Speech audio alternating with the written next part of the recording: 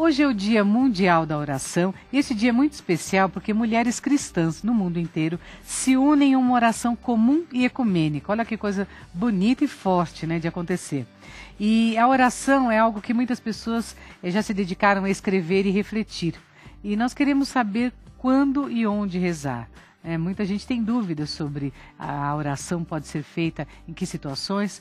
Vamos esclarecer então essas dúvidas sobre como rezar, quando e onde, com uma pessoa especial que é a teóloga, orientadora de retiros, irmã Terezinha Cota, que pertence à congregação Irmãs de Nossa Senhora do Cenáculo.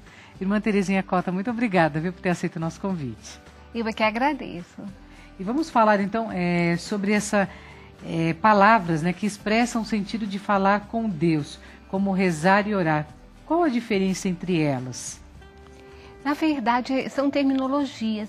Talvez rezar lembra mais uma prática mais popular, que é a reza, né? E orar já lembra mais a palavra oração mesmo. Mas na prática, mesmo que o povo católico fala mais, eu vou rezar, às vezes uma oração muito profunda, nem sempre é uma reza, no sentido do que a palavra parece expressar, né? Uma reza, uma palavra, uma oração vocal. Agora, o povo, as pessoas evangélicas sempre falam orar, mas na prática é a mesma atitude de se colocar diante de Deus em oração. Certo, é uma questão de terminologia mesmo. Terminologia, eu acredito que, embora na nossa fé católica tem também aquela experiência bem popular das mulheres que rezam, né, das rezadeiras. Então o verbo rezar lembra também essas senhoras, né, que nos lugares muito pobres, onde às vezes não há nem condições de saúde, elas têm essa sabedoria, né, de fazerem as suas orações, as suas rezas e ajudar muitas pessoas. Ajudam mesmo, viu? Uhum. Eu já participei de grupos assim, inclusive, ao mesmo horário, vamos rezar então por determinada pessoa que está precisando de oração. Então, juntava um grupo aqui na freguesia, um grupo aqui em Santana e um grupo de senhoras em Minas Gerais. E fazíamos a nossa... rezávamos ali juntas, né? E de fato conseguimos que essa pessoa ficasse boa, né? Mas a gente sabe que a oração ou rezar não tem essa finalidade de pedir alguma coisa, né? Mas enfim, naquele momento me lembrei dessa situação, estávamos pedindo, né? E fomos atendidas em nosso pedido. Agora, todas as religiões, elas cultivam a oração. Só que cada uma possui um diferencial, né? Qual o diferencial, então, da oração cristã? O principal, né, diferencial é porque é uma oração assim de intimidade, uma oração pessoal, uma oração de uma relação interpessoal. O nosso Deus não é apenas, nós não acreditamos, né, que seja uma energia, mas é um Pai, é um Salvador, que é Jesus. E nós também acreditamos que na nossa oração o Espírito Santo vem em auxílio, né? nos acompanha em nossas orações. Então, essa conotação de uma relação interpessoal com Deus é muito marcante na oração cristã, não só católica. Todas as igrejas cristãs, a devoção, né, a sua profissão de fé é em relação à Trindade, Pai, Filho e Espírito Santo. Eu acredito que quando nós estamos fazendo uma oração, às vezes a gente vai observar que muitas vezes a gente tem uma facilidade maior de se dirigir ao Pai. Tem pessoas que têm uma facilidade maior de se dirigir a Jesus, mas isso não importa. Né? Essa relação de intimidade é que é o importante. Tem pessoas que talvez tiveram uma experiência muito profunda, muito íntima com o pai biológico. Então, para elas é quase que uma relação muito fácil, né, com o Pai do céu. E tem pessoas que se encantam como discípulas que são por Jesus e gostam de se relacionar na sua oração pessoal com Jesus. Tá certo. Eu tenho essa relação muito forte com o Espírito Santo. Então, para cada pessoa tem uma relação. Mas cada um deles é um ser inteiro. Né? Então, não importa se a gente vai estar fazendo, né? A senhora está falando em Jesus, ou no Pai, ou no Espírito Santo, porque cada um deles é completo. E, na verdade, toda a relação cristã, toda a oração cristã é trinitária. Porque se eu estou falando com o Pai, todo o interesse do Pai é nos apresentar Jesus. Né, nos levar até Jesus, Ele nos deu o seu Filho amado. Se falamos com Jesus, Jesus é o caminho para este Pai. E também, toda oração profunda, ela só pode ser sob o impulso do Espírito Santo. Então, eles estão intimamente ligados, né? Claro, é o Espírito que nos conduz a uma oração mais profunda. E na Bíblia, o que nós encontramos sobre a oração? Na verdade, a Bíblia, ela nos coloca várias pessoas em oração. Assim, há um álbum de orantes na Bíblia, né? E assim, várias situações de oração. Por exemplo, a gente pensar em Ana, a mãe de Samuel. Quando ela está lá chorando e até o sacerdote Eli pensa que ela não está muito bem, é de manhã, será que ela bebeu alguma coisa? E ela fala assim, eu estou derramando a minha dor diante do Senhor. Então, é como se a Bíblia estivesse nos ensinando que também nas nossas situações e nos nossos sofrimentos, derramar a dor é uma profunda oração. Mas a gente já encontra Davi diante da arca, dançando. Né? E mesmo quando Micol, a filha de Saul, o viu, porque ele tinha tirado as vestes reais, estava com roupas muito simples, dançando diante da arca, ela disse, que coisa ridícula para um rei. E ele disse, mas foi para o Senhor que eu dancei. Então, dançar, a alegria, também pode ser uma expressão de oração. Enfim, nós conhecemos muito os Salmos. E os Salmos, eles são um exemplo de várias situações de oração.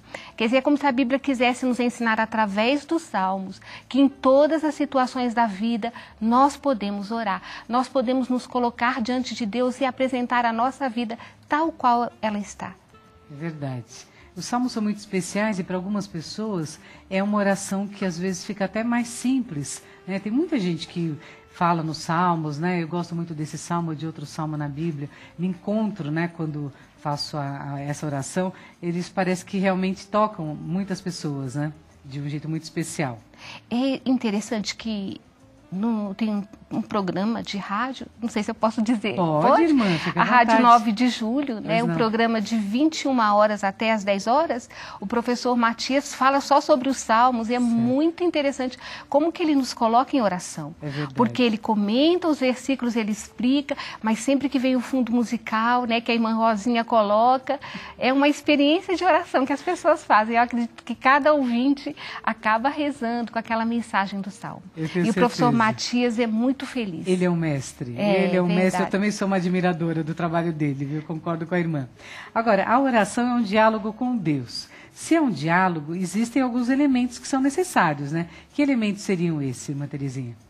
Eu acredito que a confiança, a gente, quando começa uma experiência de vida de oração, quem começa a entrar nesse caminho já tem uma confiança em Deus. E quanto mais a pessoa está vivendo a sua vida de oração, maior a sua intimidade.